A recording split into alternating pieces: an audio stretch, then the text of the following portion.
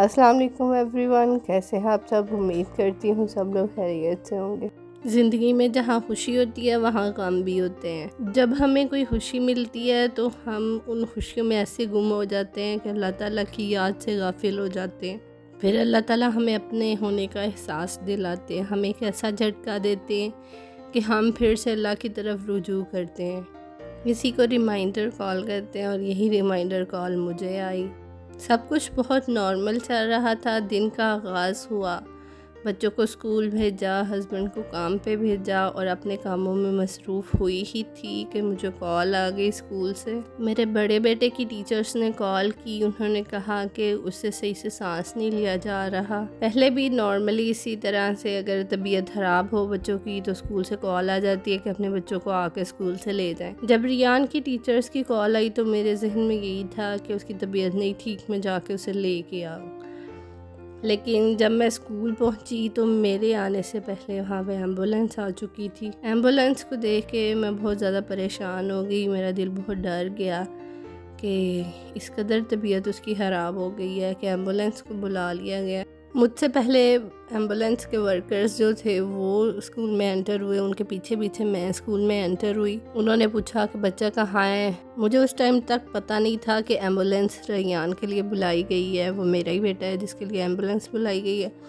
मैंने जाते ही क्लर्क से पूछा कि कौन है बच्चा जिसके लिए एम्बुलेंस बुलाई गई है, तो किसी ने मुझे आंसर नहीं किया। फिर एक क्लर्क जिसने मुझे कॉल की थी उन्होंने बताया कि आपके बेटे के लिए ये एम्बुलेंस बुलाई गई है, उसे सांस नहीं ठीक से लिया जा रहा।